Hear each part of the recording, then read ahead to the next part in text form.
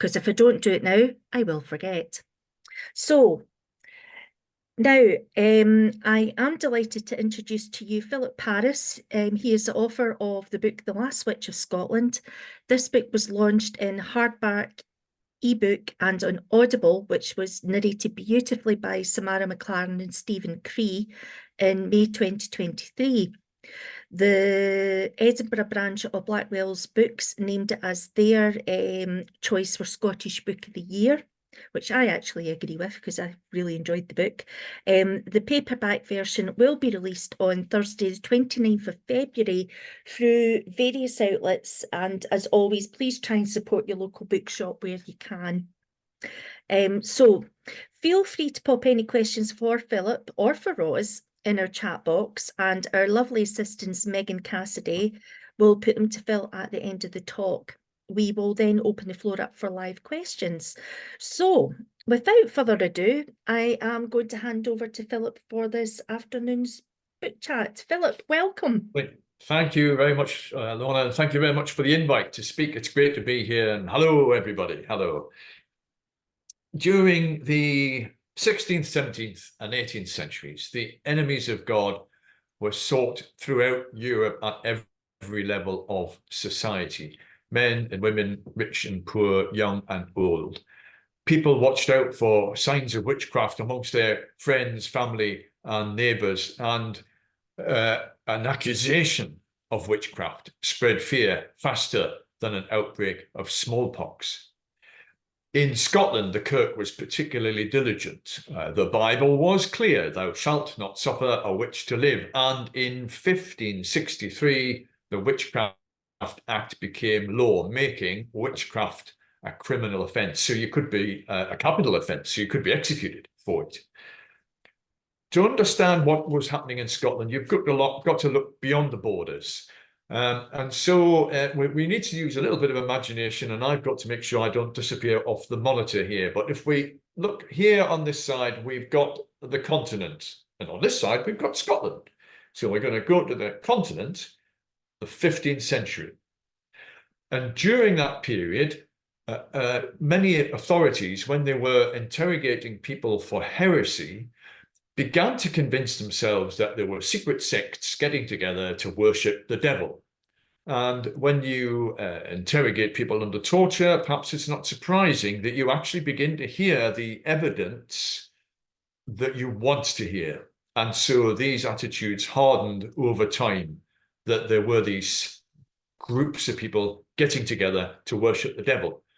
Now, there was another change of thinking that had been going on for quite a long while, probably over a few hundred years, that a witch had no power of their own. They only had power because they had entered into a pact with the devil. And that was quite a significant change in thinking as regards to witches. So let's pop over to Scotland, 1560. You have the Reformation. In very basic terms, the country no longer follows the Roman Catholic faith and follows the Protestant faith. And Protestant ministers were very keen to show that they were more godly than their Catholic counterparts. There was a great desire to create a godly state throughout Scotland. And one way to show that you were doing God's work, of course, was to catch and kill witches. On the continent, where there were various counter-reformations going on, the Catholic priests were pretty much doing the same thing. Now, the first European witch hunts were in 1427 in Savoy in the Western Alps, and the last execution for witchcraft was in 1782 in the Swiss canton of Glarus. And experts reckon that during those roughly 350 years, around 60,000 people were executed for witchcraft. That's in the whole of Europe and in the whole of that period, 350 years. So it's not millions. You hear a figure of millions. I mean, 60,000 is pretty horrendous. And there's been a lot of research done over the last 30 years or so by academics around Europe, and they've all pooled their information, and pretty much they've all come down to this 50, 60,000 figure. And during all of that time, The four major Western Christian denominations, so Roman Catholic, Lutheran, Anglican, Calvinist churches, were all involved in varying degrees at various times in witch hunting. We're going to come to Scotland again, 1590s. You've got King James VI becomes a little bit obsessed with witches because he's trying to get his bride or bride-to-be Anne over from Denmark, and there are storms. She can't get over, and he goes over there eventually, and then he gets stuck. And instead of thinking it's weather patterns, he's totally convinced it's witches. Witches are creating these storms, and they're actually trying to kill him. They're trying to sink the ship. And he sort of gives a royal seal of approval, if you like, to witch hunting. I mean, they do get back eventually to Scotland, and he actually goes on to write what was quite an academic work for the time. In the sort of 1597, he writes this work called Demonology, which is all to do with how to spot and find witches, how to protect yourself, what to do with them when you find one. It was all of that. But, you know, the outcome of it was he sort of gave a royal seal of approval to witch hunting in Scotland. So the Witchcraft Act, 1563, made it a capital offence to be a witch or even associate with a witch. And that stayed on the statute books until 1736. And academics estimate during that time around 4,000 people were accused of witchcraft. Now, what's meant by that is where there's actually a written record of an accusation. Obviously, if two people have an argument and one says something to the, you know, there's no record of it, well, we don't know how often that happened. But this figure, roughly 4,000, is where there's an actual record. And a very approximate figure, it is that around 2,500 people were executed in Scotland while the Witchcraft Act was in place. And by head of population, you were around 5 times more likely to be accused or executed for witchcraft in Scotland than virtually anywhere else in Europe. It's probably worth early on in the talk to just discuss a little bit about what do we mean by a witch, because it changed, the meaning changed over time and place. You know, so if you go back far enough, some cultures thought that all magic was evil. I think the ancient Romans and Greeks fell into that category. But most societies considered that magic just existed. Some people could do it, and it could be used for good, could be used for evil, but it was a fact of life. And you know, it was just there. During the 15th century, the Christian church on the continent began to study and promote the concept of devils and demons within a new area of theology called demonology. And by the 16th century, the Scottish Kirk had really defined what they meant by a witch. It was someone who had entered into a pact with the devil, had probably had sex with the devil, had maybe renounced their Christian baptism, perhaps been given a new name, but they had no power of their own. They only had power because they'd entered into this pact. So the Kirk had this very specific definition by the time we get to the 16th century. People, you know, are looking back, they often think, well, it was the sort of the midwives and maybe the alewives that were targeted. Where records have survived, a lot of them have been lost, but where records have survived, and there is a reference to the woman, I'll say it was mainly women, I'll come back to this later, so forgive me, I'll just say women, it's easier just to stick with that. Where the profession of the woman is given, who is accused or even convicted of witchcraft, midwives, alewives, they seem to be no more targeted than any other profession. So there's no evidence of this idea that it was midwives that were targeted specifically, not in what's survived documentation-wise. And interestingly, where, you know, people think, oh, well, maybe it was the old woman in the village, not of use to anybody anymore, where the marriage status of the woman was given and has survived for us to see today, around 78% apparently were married. So a lot of things people, you know, we maybe have ideas are not perhaps quite accurate. There was one group that was targeted, without a doubt, and that was women. Around 85% of the people accused and executed in Scotland were women, and that figure was very, very similar around most of Europe, that 85-15% split. Some countries was about 50-50, Russia, Estonia, Finland. In Iceland, around 90% of the people executed for witchcraft were men. So a very different scenario in Iceland. Why women? Well, I mean, this is a huge area, and we've got, you know, a very short time. Basically, men were in power, and they considered women to be weaker in bodies, mind and spirit, and so more susceptible to doing the devil's bidding.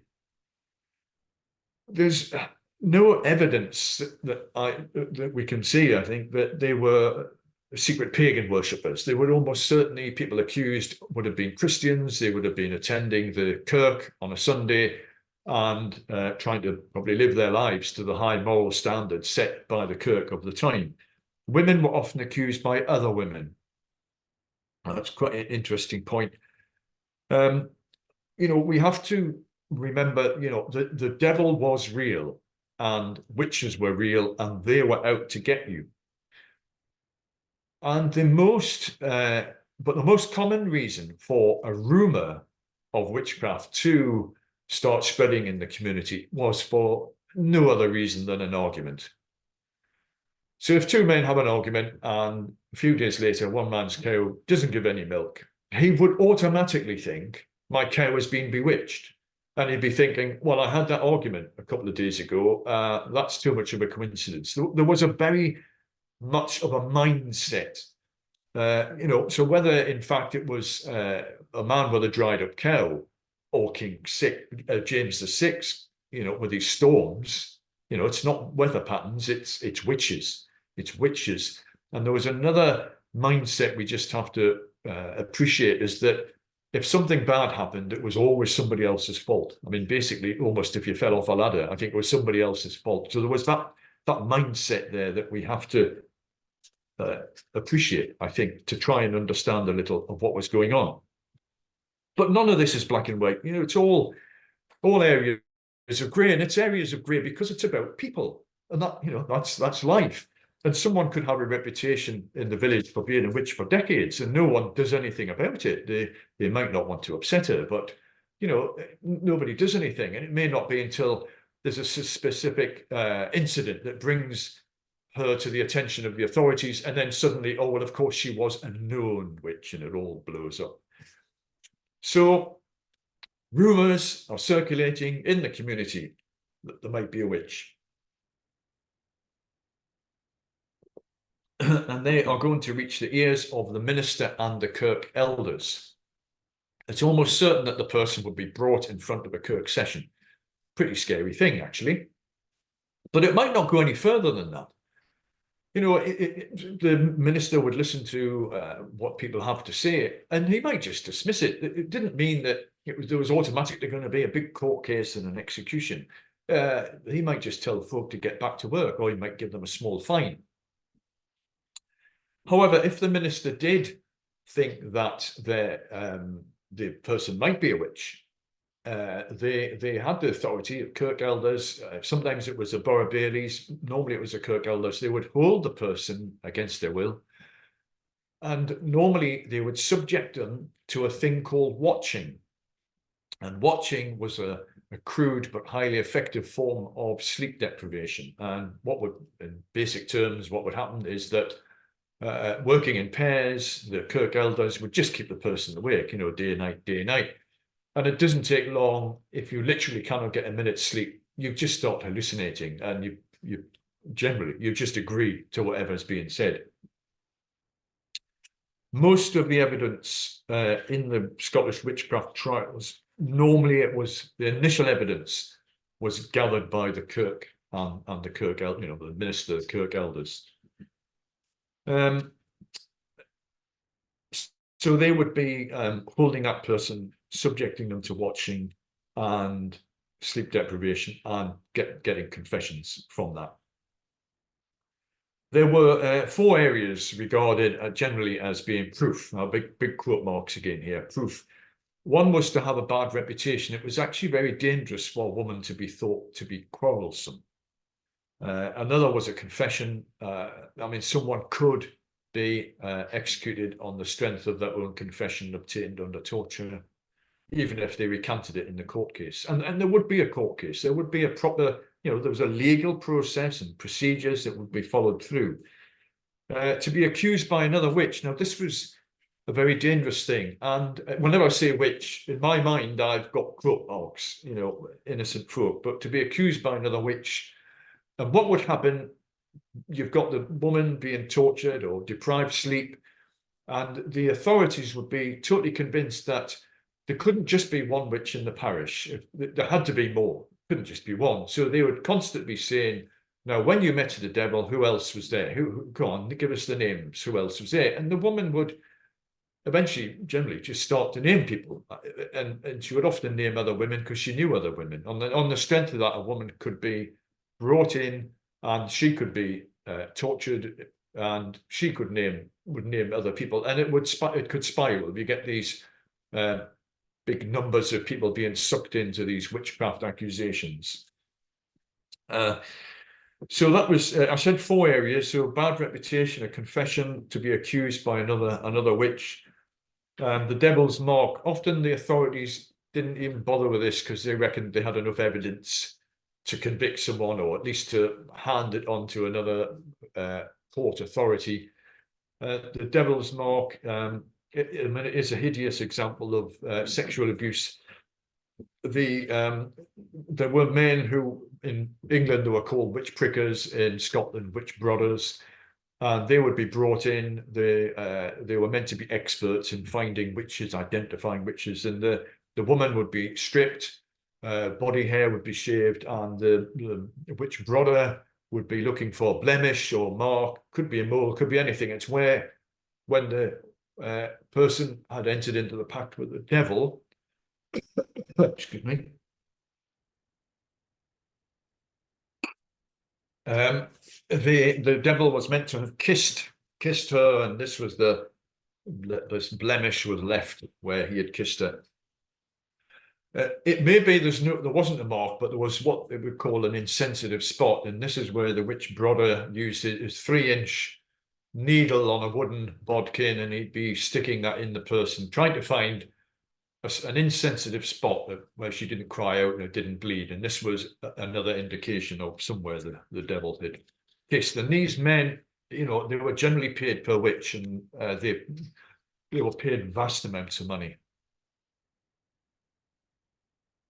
So I don't think anybody needs me to explain where that's going.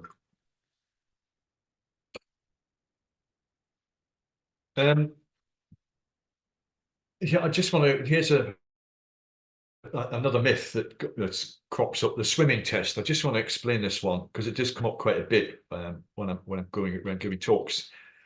So people often think today that there was this test for someone being a witch where they were thrown into water, into a loch or river or something. And if they floated, they were a witch, and if they sank, they were innocent and they drowned.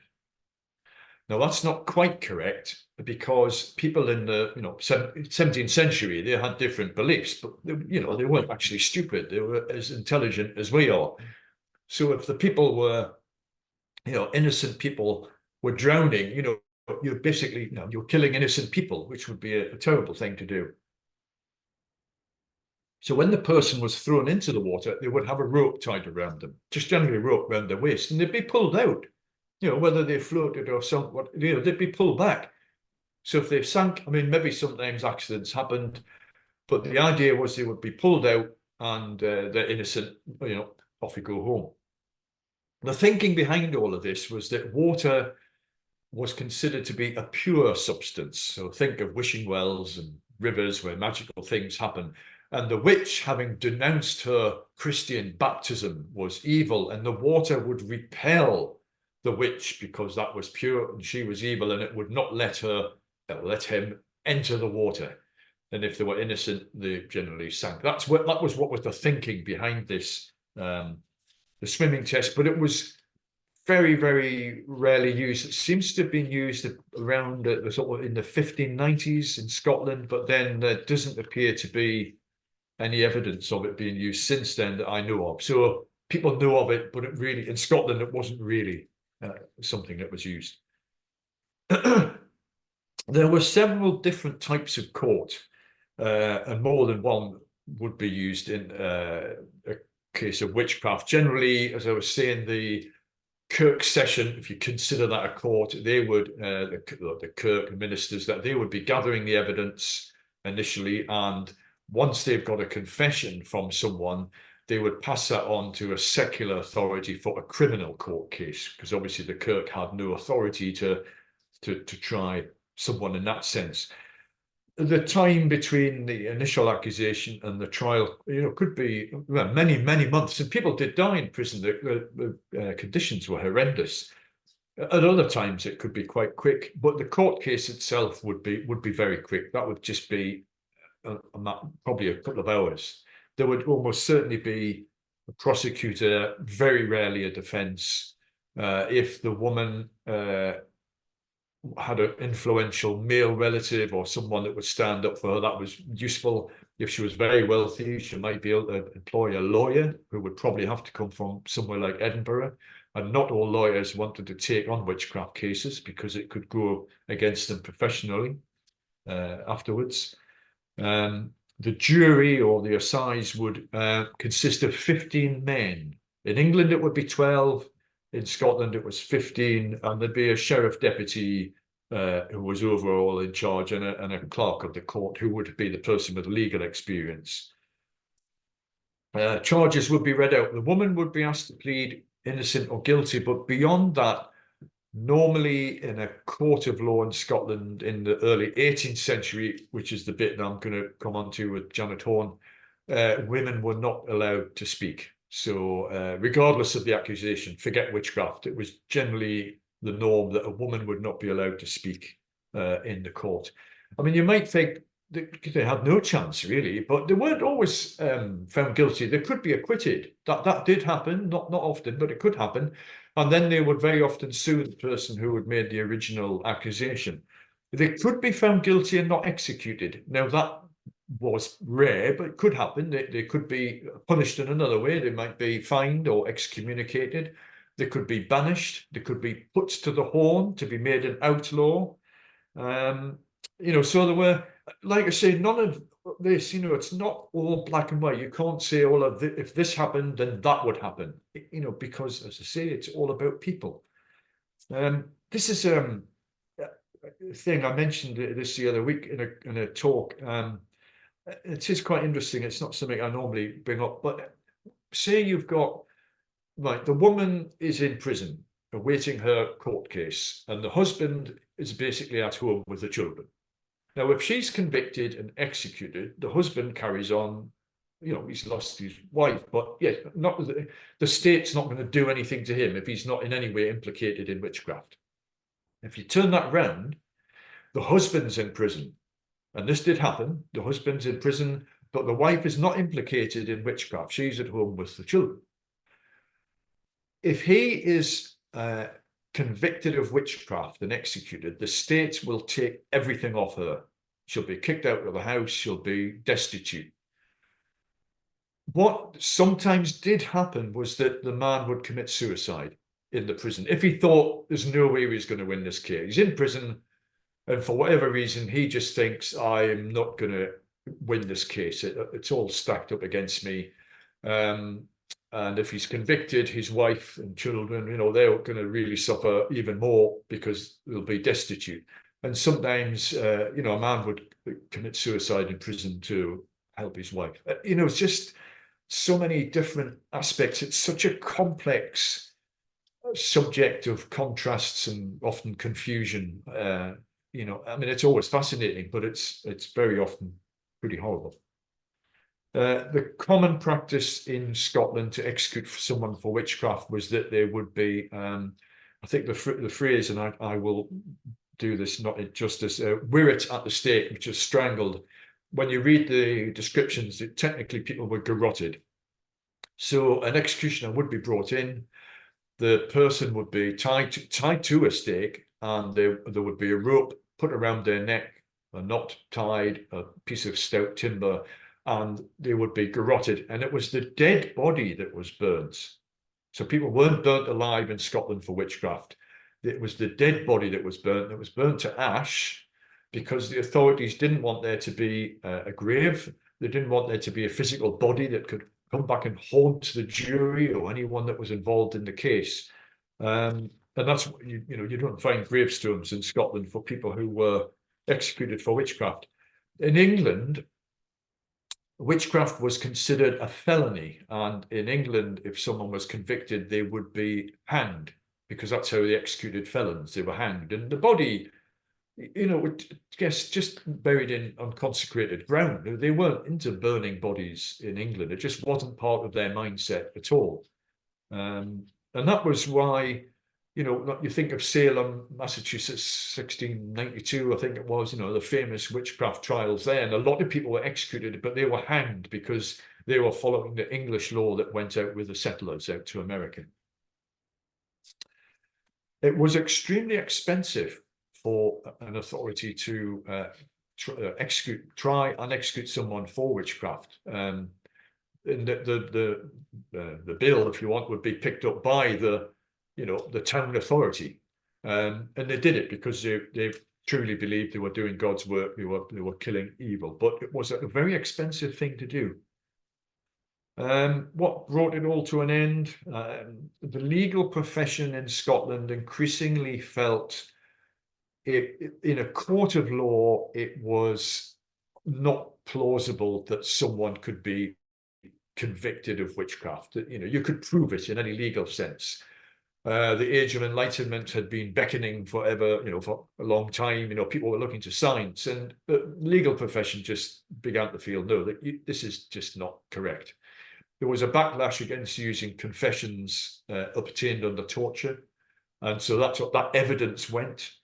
And then there was a lot of authorities, several authorities began to suspect these witch brothers were actual frauds. I mean, we would say they were all frauds, but they tricked a few of them into revealing that they were frauds. So that evidence, that went. And so in 1736, the Witchcraft Act was repealed, and it was replaced with the crime became one of trying to get money out of people, pretending to have magic and to get money out of people. But you couldn't be executed for witchcraft anymore. You could be sent to prison, I think, for up to a year for this crime, this sort of fraudulent crime, if you like. But that really brought that end to the end. And that stayed actually on the statute books until 1951. Well, not that long ago. It was replaced by the Fraudulent Mediums Act, which I think was pretty much the same meaning. And then that itself was replaced in 2008 by I have to look at this one, Consumer Protection Regulations to comply with European Union directives. So that brings that perhaps a little bit more up to date.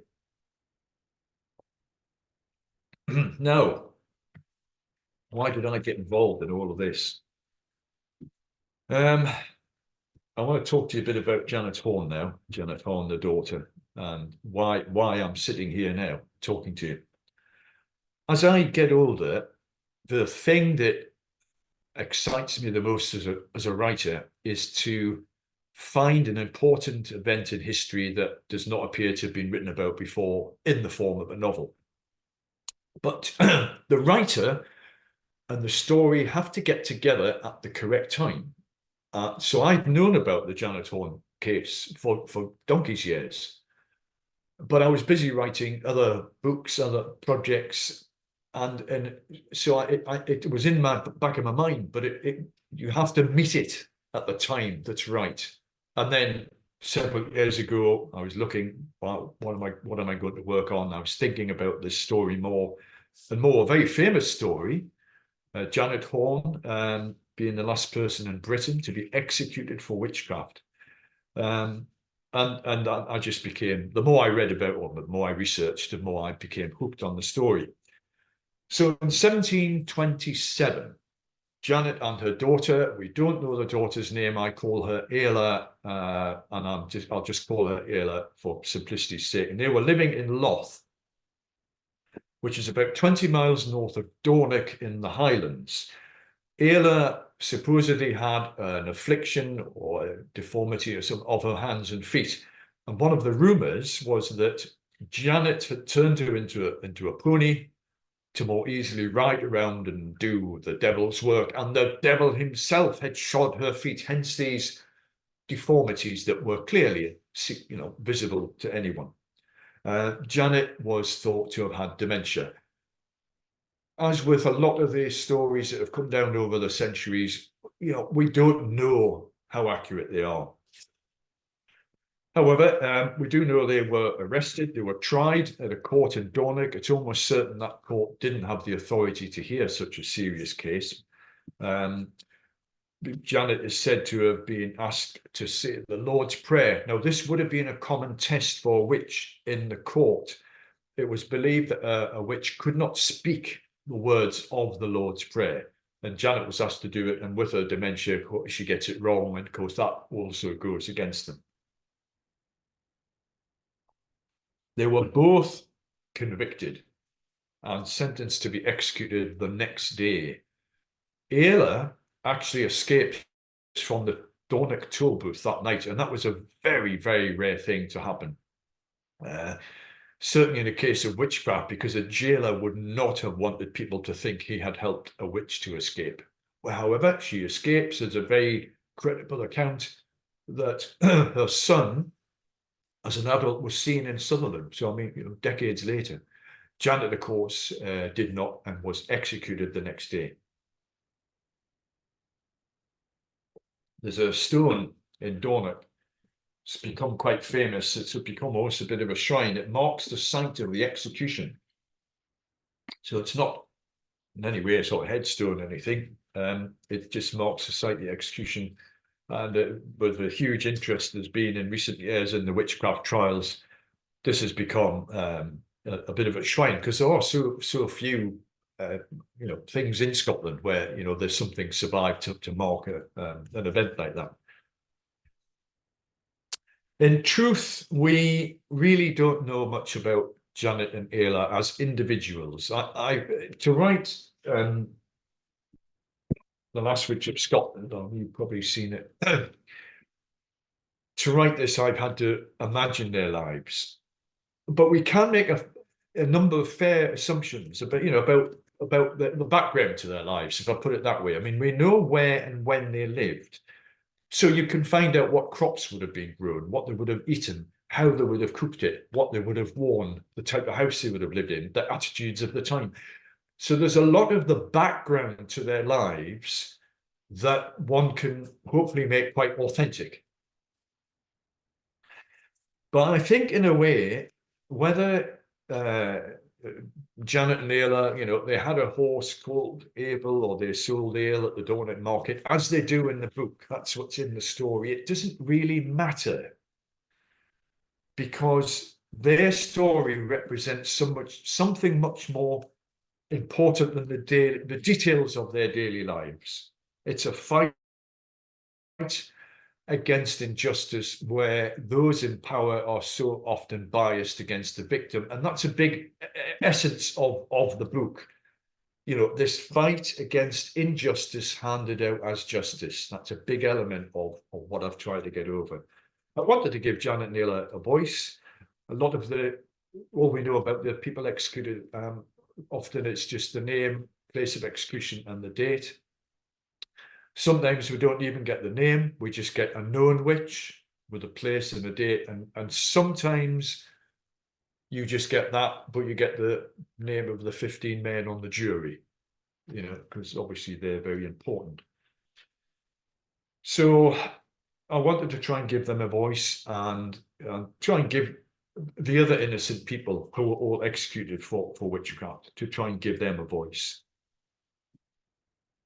So I had to do a lot of research. I spent quite a few years researching, firstly, the Scottish witchcraft trials.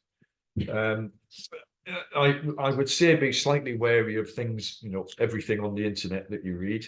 There's some really good stuff. The Survey of Scottish Witchcraft is brilliant. That was produced by Edinburgh University, published in 2003, but I think they've very recently updated it quite a lot, and that's got an interactive map where you can go on, and find out all over Scotland, different executions and that. It's a fantastic resource to start with. Obviously, the Rose website and very active Facebook site. There are some excellent podcasts on the Witches of Scotland on their website. Sometimes you can get students' thesis, PhDs in that. There's quite a lot of universities in all over the UK are now teaching about the witchcraft trials if someone's studying history or whatever, because it's such a fascinating part of social history. Some of these theses and that, you can just download them, off the internet, and they're normally very, very specific aspects, but they're very detailed if you really want to be looking at that sort of information. There's been quite a bit on, I think, Radio 4, Radio 2 recently on the witchcraft trials. So there's quite a lot of it. I've got now, I grabbed a few books off my shelf, but this is not by any means. I just wanted to give you a flavour, because when I started researching, I would have found this helpful. So the Oxford Illustrated, what's it called? Oxford Illustrated History of Witchcraft and Magic. Now, I was very interested specifically in the early 18th century, because Janet and Ayla's story, it was 1727. But I ended up reading before that and after that. I mean, this book goes way back, a long, long way, and then it comes back up to something like the 1970s, talking about TV programs and films about witchcraft. It's really interesting to get that view on that area. There's a fantastic academic book, Witchcraft and Folk Belief in the Age of Enlightenment, Scotland, 1670 to 1740, and that's by Dr. Lizanne Henderson, who's a lecturer in Glasgow University, and I think she is the leading authority on the Janet Horne case. I haven't got a copy of the book. The Scottish Witch Hunt in Context, that's edited by Professor Goodare, Edinburgh University. Very, very, interesting book indeed. I'm a big fan of Professor Goodare's work. Instruments of Darkness. This was written by Professor James Sharp. He's an expert on the English witchcraft trials, and it's absolutely stuffed full of excellent material. Just got a couple more. I didn't want to go through Borders Witch Hunt, Mary Craig, really interesting. She's got a new book out, which I've got. I haven't had time to read it yet. I'm still buying books on witchcraft and reading up about it, because I've become so quite interested in the subject, even though the book is long out now. Professor Marion Gibson, Witchcraft, A History and 13 Trials, a really interesting book as well. So I had to do a lot of reading to try and understand the witchcraft trials, what was going on, what would have happened, what was the legal process, etc. The case of Janet Horne itself is very poorly documented. The case records, the court case records, the Kirk session records, everything is long gone. Lots of academics have tried to find this, and they don't seem to be there anymore. The best I'll quickly read this out. The best contemporary reference we've got to the Janet Horne case was written by Edmund Burt, and Edmund Burt was a government official. He was building roads in the Highlands, but he was a phenomenal letter writer, and he wrote, I think, hundreds of letters, which were all gathered together and published in 1754. Burt's Letters from the North of Scotland, and he makes this reference, which is probably the best contemporary reference we've got for this. He says, in the beginning of the year 1727, two poor Highland women, mother and daughter, in the Shire of Sutherland, were accused of witchcraft, tried and condemned to be burnt. This proceeding was in a court held by the deputy sheriff. The young one made her escape out of prison, but the old woman suffered that cruel death in a pitch barrel in June following at Dornoch, the head borough of the county. So I've done research into the Scottish witchcraft trials. I've tried to find out what I can about the Janet Horn case. But then, of course, to write a novel, I did need to know a huge amount of other things about the early 18th century. And I couldn't have written the book in the way that I have with, we hear this phrase, the kindness of strangers, but there was so much that I couldn't find out without being able to track down experts in a whole range of fields. And it was only with their help that I've been able to write the book in the way that I have. There's a professor of law over at Glasgow University, and he must have spent hours helping me out, checking out points for me. And the book builds up to the court case, which is over 2 chapters. And I actually sent him the 2 chapters to read and check through for accuracy. I love the tiny detail of life. I really like to get that in. The most difficult bit of research I had to do was I have Janet and Ayla as being brewers of ale, and a lot of women did brew ale in those days. It was often safer than the water, and it was normally for household consumption. But I got Janet being a merchant selling ale at the Dornoch market. And I spent about 6 months trying to find out how you would brew ale in Scotland in the early 18th century. And I was just getting nowhere. And eventually I tracked down an ale historian in Bristol, and she could answer all these questions. It was just marvelous. The clothing was interesting. That was the opposite problem. What did women wear 1727 in the Highlands?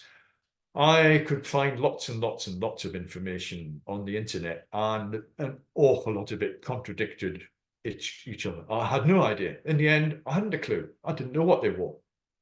And again, I was able to track down an expert on what women wore in the Highlands at that period. And she could tell me not just what they would have worn, but the order that they would have got dressed in the morning. So when they get out of bed, it's dark, there's no light at all. And they're going to get dressed, in what order would they be putting on their clothes? It's that tiny detail in life I love to weave into my novels.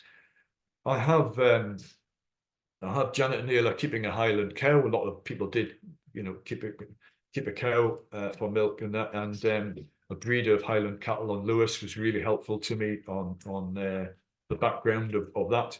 There was a lecturer in theology at a college who was really helpful about how a baptism would have been carried out, and also how a funeral would have been conducted. And that was very interesting. There are things that I would just never have thought of. A Church of Scotland minister, we're in the Highlands, 1727, and a Church of Scotland minister would not have gone to the graveside at a funeral. He would not have physically attended the graveside. Now, I would never have found that out, but you get these nuggets of information, and they're gold dust to a writer. So, The Last Witch of Scotland, it's a tragedy. I think that's going to be obvious, but it's a love story of love, story of loyalty and sacrifice. There is a love story in there. I don't want to give away any spoilers in case anyone's not read it. There's a traveling troupe of performers that I introduced into the book. I needed more characters, and in a way, these performers, they're outside of society in there as well, and I wanted to have these characters in the book. And I don't maybe tell you too much what happens. There's quite a lot of humor in the book. People might be surprised. I love to put humor in my work. So there's quite a lot of humor in the book, or I thought there was. It's written in the first person. The protagonist is Ayla, the daughter. She's beautiful. She's disfigured. She's quite disabled, highly intelligent, and very outspoken. And that is a very dangerous combination for a woman in the early 18th century. And I think of all the characters I've ever written about or I've created or whatever, I am the most fond of Ayla. It might seem a bit odd. If there's any writers amongst you, you'll know exactly what I'm on about. And you miss them. You live with their lives in your head for years. and you worry about them. You worry that you're being fair and you're being honest. And when something horrible happens, you shed a tear. You know, I've sat at the computer and I've wiped tears. I'm not ashamed to say it. And you know, like in the morning, I'd be sitting having my porridge, and I'd be thinking, right, now when I've cleared up today, right, Janet and Ayla, they're at the donut market, and Ayla is going to meet the cloth merchant. Something very significant happens. And then later on, she's going to buy some candles, and she passes the man selling the piglets. Right, brilliant. That's what I'm going to write this morning. And that's all gone. You know, it's gone. It's in here, which is great, but it's all gone.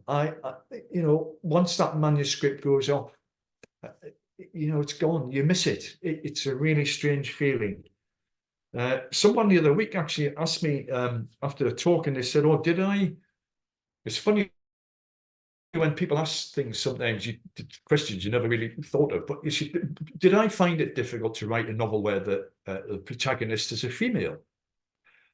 And I mean, I never really thought about it. I think I write in the way that I think the story needs to be told. You know, and then I would then get thinking about, well, the book before this one, copies over there, I haven't got it, Effie's War, that's set in the Second World War, and based on real events. The characters are fictitious, but the real events of big mass evacuation in 1943.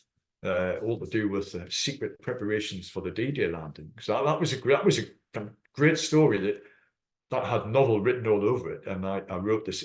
But the main character is this 17-year-old girl called Effie. And the book that I wrote before that was Casting Off, about residents in a Highland care home. It's quite a funny, say so myself, quite a funny book, but most of the main characters are women. So I thought it was an interesting question, and I hadn't considered it in a sense, because I just write the way that I think a story needs to be written. So Last Witch of Scotland came out in April last year. I think, or we were saying, audio and ebook, and the paperback is out this week. And I think, I mean, maybe you're looking at the time, and I've chatted on quite a bit. Is it a good point to see if there are any questions? I haven't been looking at the chat. I don't know what's come up. I can't multitask like that. Is it a good point to take some questions, or we can come back to other bits if we want, whatever? I can't hear anybody. Is anyone? Sorry, my mouse is a life of its own, so it takes me a wee while sometimes and I've got more than one screen, so I've been keeping an eye on Facebook and emails just in case people were messaging in a panic because they hadn't got the correct link.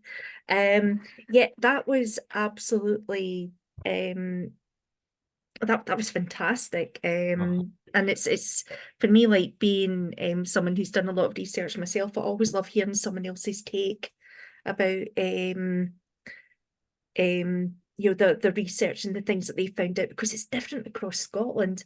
Is there anyone in has anyone put any questions in the chat, Megan? No. Right, okay. Well, what we'll do then is I've got a couple of wee points that I just want to talk about. And then what I'll do is we'll open up a sort of live floor if anyone's got anything. And all I would ask is if you can use the raise hand option on your screen, so that I can see that you want to ask a question, and we'll hand it over to you when I see your wee hand waving up. Okay, so there was just a couple of wee things, like you were talking about women blaming women, and that was something that I discovered in my research of Ayr. There's about 70 people in Ayr itself that were accused, and I think it's about 170 within the whole county. But there are records of women getting into trouble for blaming one another out of spite, as you said, a wee public spat. And we do have one case where there was one woman who got into trouble for accusing someone falsely of witchcraft, but the week after that, the person that she accused falsely of being a witch was then charged as being a witch. So it was, you know, you had the problem of, you know, is it once it's in the brain of the authorities, is that it? But you know, it just makes me think, you know, I wonder how many other town records have got similar stories of there being a big fallout, and they've all ran up to the Kirk session and going, she's a witch, she's a witch, she's a witch, she's a witch. And it turns out it's because they said that she couldn't bake scones to save herself or something like that, you know. Another thing that amazes me as well is that confessions in the West Coast where I am can sometimes be almost identical in words to the East Coast. And I was just wondering if you think the same as me, and that is that this is due to word of mouth and stories being told, your word of mouth. And then what was happening was people who were accused, and of course they were being put to this way, they were walking them and they were keeping them awake and they were coercing them into all sorts of things. And I almost feel as if the fact that this sort of word of mouth storytelling was going round about Scotland at the time, that people were using what they were being told to get the torture to stop, because they thought that that was the words that they had to use to get things to stop. Yeah, I think that's a very fair comment. There was probably a lot of that went on. I think there were probably leading questions asked, you know, maybe not deliberately, not, you know, again, we have to think of, you know, they didn't consider for a long time, they didn't consider watching to be a torture, you know, just wasn't thought that that was a torture. We would certainly think of it now. And so, yes, I think there were common questions like, was the devil cooled to the touch?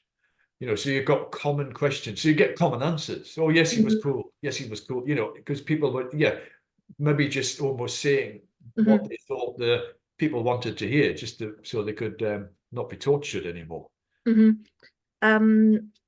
And the other thing that I was thinking about is do you feel that in a way, there's some cases where women are still kind of treated in the same way today as they were back then? You know, I'm thinking about maybe the likes of like maybe a woman going to the authorities because of, like, at the moment, you know, unfortunately we still have instances of stalking and things, and going to the authorities to try and report it, and they basically turn out to be the one that's actually made to feel guilty about doing something, you know, like they're the bad one when it's not them. And there seems to be like a kind of repeat in the history of that today. You know, I know a lot of us are campaigning to try and get it to stop, but you know, do you feel that that is sadly still a sad sign of the times these days? Yes, I'm sure it does happen. Yes, I'm sure it does. Yeah. Thank you. Well, that's me. Does anyone else have a wee question for Philip? He's a really interesting person. They can talk for hours. Oh, no, not hours, please. No. Oh, here we are. We have Margaret. If Margaret would like to unmute, and then we'll go to Anna. Thanks, Lorna, and thank you, Philip. I thought that was such an informative discussion, and thank you. You know, you covered so much information, and so much of it that was so complex. And the thing that was kind of in my mind as you were talking was the you know, that fact is stranger than fiction in this case. And you know, I really sort of the shades of grey that you talked about really resonated with me, because it's so complicated. And I think the question that I have was, you talked about how there are often many misconceptions about this period of time and the witch hunts themselves. And as a writer, I mean, I know that you were sort of spanning fact and fiction in your book, and I have been reading it and enjoying it. But I wondered what responsibility you felt, if you did feel any responsibility, or to what extent you felt it was possible to actually challenge some of those injustices that you had highlighted. So it's just really what your personal role might be in that. Yeah, I mean, as I said, I sort of wanted to, it sounds a bit pompous, I don't know, I wanted to give Janet and Neil a voice, because they were often so, you know, they had no voice, and they were just, you know, accused, charged, convicted, and executed. And so it was trying to give them a life, if you, albeit I think the phrase have had to reimagine their lives, but to give them something that we can connect with now. You know, we can think of them as sort of people, or and we can perhaps connect with them a bit more. It's always a difficult one. You know, I mean, I've written a couple of Second World War novels, and one of them, some of the people actually could have been alive still, albeit I couldn't track them down. And there's lots of dilemmas as a writer as to whether you, what do you put in, what do you miss out, and what do you do bear responsibility to the subject and the people that you write about.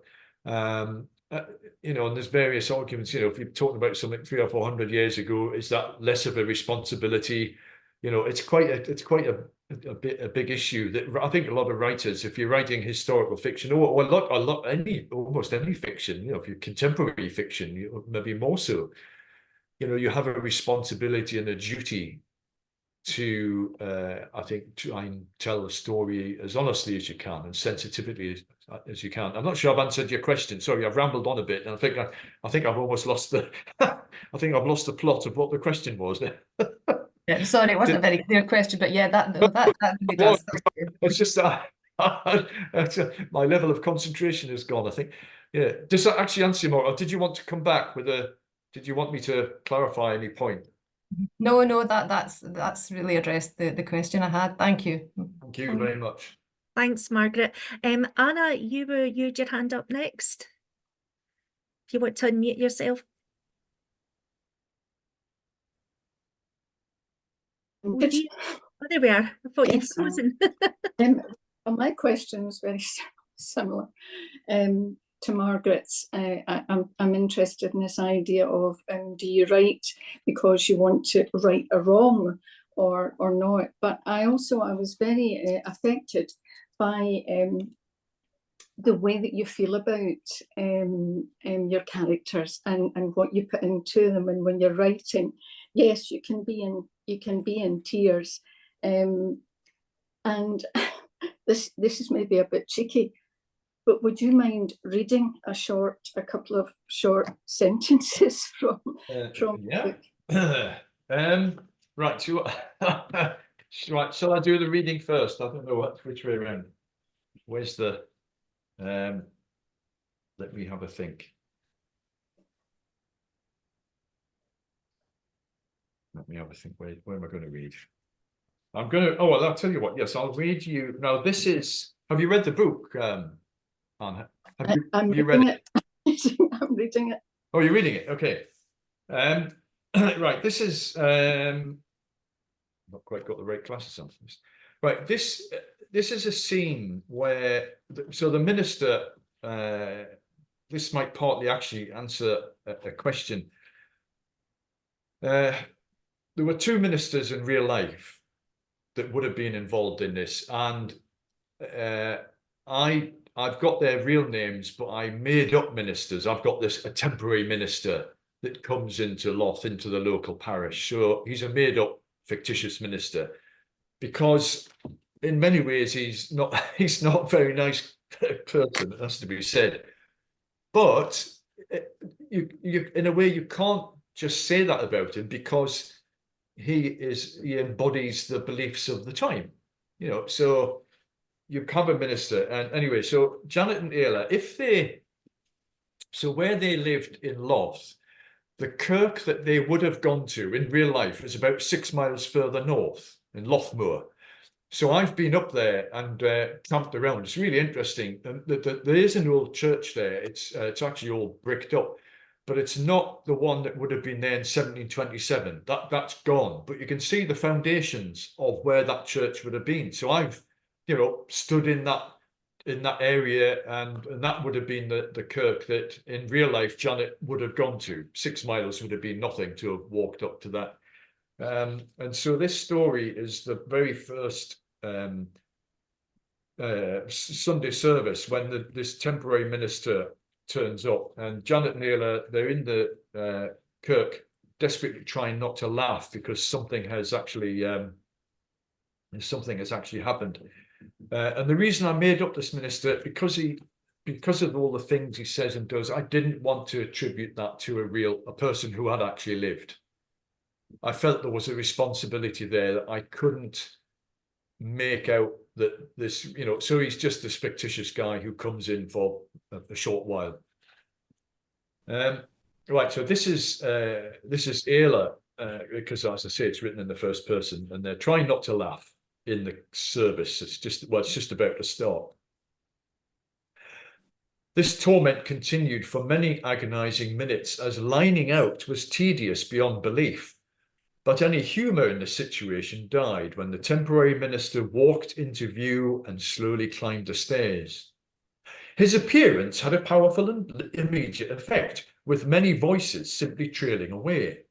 It wasn't his clothes, for they were similar to most Presbyterian ministers, black breeches and leggings on top of black shoes and with a long black gown.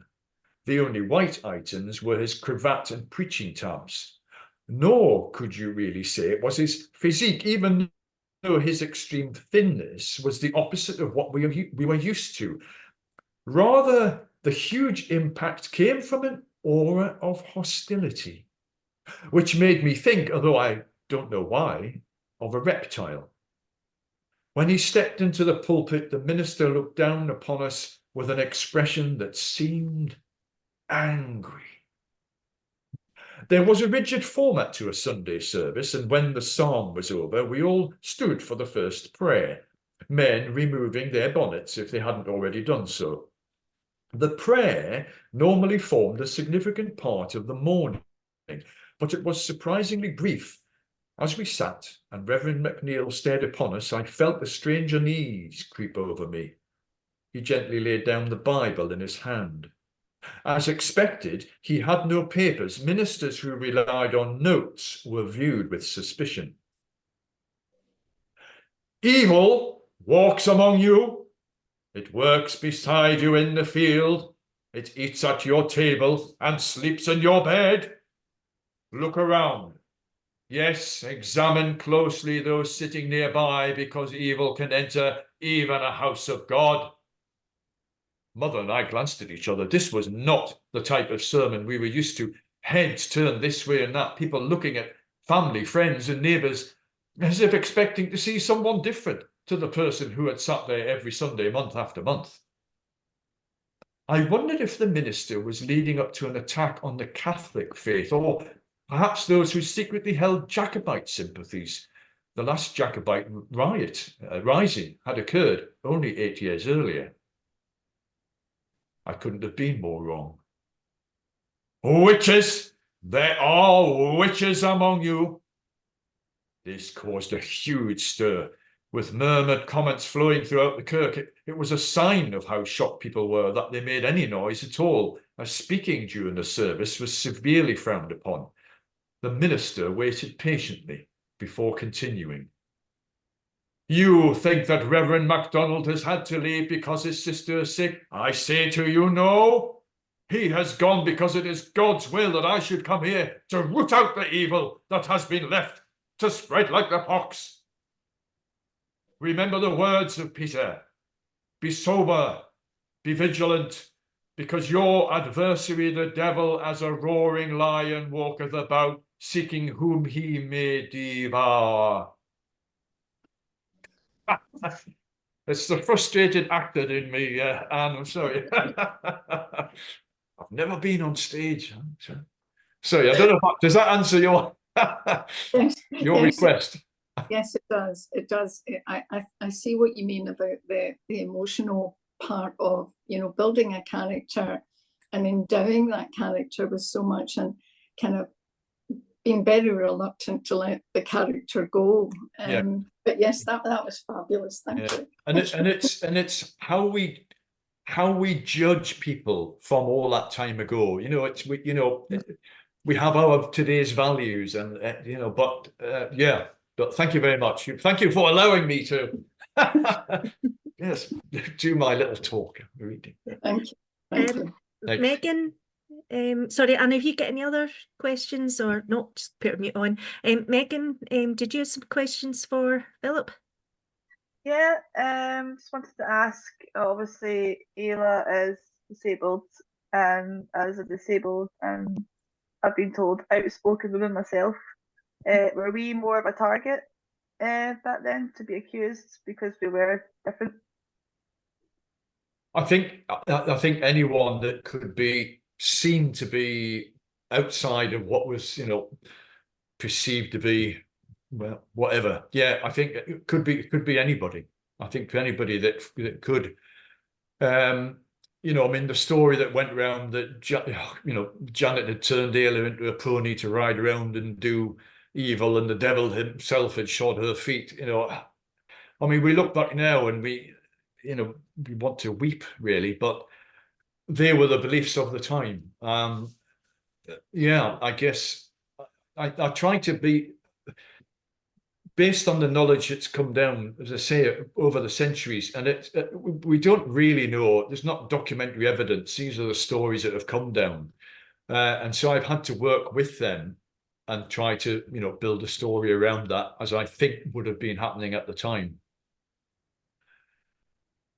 Yeah, and obviously it's where does that even come from? People saying that she was a pony. I mean, it would be the person doing the accusing would seem more like a witch than the person. I mean, where do they get their ideas from? Like, Yeah, where does well, that even... absolutely. Yeah, I mean, witches turning themselves into animals was quite a common belief. I think turning somebody else into an animal was not very common, but it was quite common to think they could turn themselves into an animal, and yeah. But yeah, it's just I don't know. hard, I don't know. It's mad. the hard things. I think I'll just ask one more. Obviously, Ayla did escape from jail. Do you think because that was so rare, was it an inside job? Do you think somebody helped her escape? We don't know. We just don't know how she got out. It would have been, like I said, very unusual thing for someone to escape from the jail. But witchcraft would be, I mean, the jailer must have been pretty scared that she got out. But we have no idea, and we've no idea how she got out and Janet didn't. I mean, I have a story in the book of what I think happened, but it's only my imagination as a writer. We just don't know. There's just so much. It would be great if some documentary evidence came up, but yeah, we don't know. We just don't know. Thank you so much. Laquifa Shonta, have you got a wee question for Philip? You need to unmute yourself.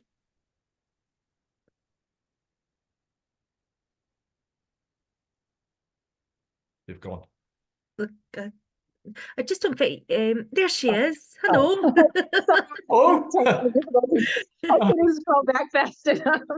I just wanted to say thank you so much for the work that you did on this book and trying to share these stories of, people whose stories really get lost in history. And, as a person I live in America, I'm of African American descent, but I have found a lot of value in learning about people's stories who go through situations like this, particularly when they're kind of, the records disappear and it's hidden, and their experiences really are only told through people who can empathize and take the time like you did to really try to understand what their lives were like. Not just what happened to them when they were being persecuted and violated and their lives were ended, but how they lived their daily lives, like the people that they talked to, what did their occupation look like, who were they before this thing came in and just hijacked their lives. And I think it's important because when we lose stories of people like this, we really lose stories of people around the world whose lives were important. In history, we tend to focus on the people who were like you said, in the jury, the church members, the government officials who did it. They're the ones that, they write the history. So of course they're going to portray themselves as having more importance than they did in the lives of that person. And other than, ruining their lives. And I really appreciate the work that you've done. And Thank you. also, I just wanted to say that I also appreciate the care that you show for the characters, like the fact that you were sad when you had to end the book, like you were no longer a part of that person's world, and it's like you could tell that you had a connection with that person. So. Yeah, thank you very much. Does that? I think that's it, actually, Philip. Yeah, wow, yeah. We one thing that I just want to just say is that our next book chat session will be Dee Lawler, and it's about her book called Contagious Enemies, which I have around here somewhere, but I'm currently reorganizing my office space, so it's in my office is currently suffering from piles, piles of books here, piles of books there, so I've no idea where I've put it. But her book Contagious Enemies, it explores the transcripts of the trials that were held in Aberdeen, and she's actually gone into the records and she has transcribed them from secretary hand, which is an absolute nightmare to try and read. If you haven't seen it, go and look up secretary hand. It's I've been trying to do it for 2 years now, and I'm just beginning to get the hang of it now. You don't have to read these books before you come to our book chats, but if you do want to get a hold of a copy of Dee's book, it is available on Amazon. She's going to be speaking to us on the 28th of March at 7 o'clock, and the tickets will be on Eventbrite shortly. And we'll also be announcing that event on our social media. I can also tell you that on the 24th of April at 7 p.m, we have Ash William Mills on, and he'll be talking about his book, The Black Book of Isabel Gowdy. So we're hoping to have a monthly programme for you all. So I think all remains for me to say is a huge thank you to Philip for coming to us today. My pleasure. Thank you. Sharing his book. As I say, I love the book. I really did enjoy it. And as I say, I listened to the Audible version of it, and all I could think about the when you were talking the minister coming up into the pulpit there was just that one line that Ella had, and that was snake, which she just keeps saying throughout the book. With it, I don't want to give away too many spoilers, but my blood boiled at certain points, that's what I will say. So thank you, Philip, and of course thank you to everybody for coming along to our first book chat, and hopefully we'll maybe have Philip back to talk about one of his other books another time. So I bid you all a good afternoon and hope to see you back for our next one. Thank you very much. Thank you, everyone. Thank you. Thank you. Take care. Bye-bye. I've now got to figure out how to stop recording now.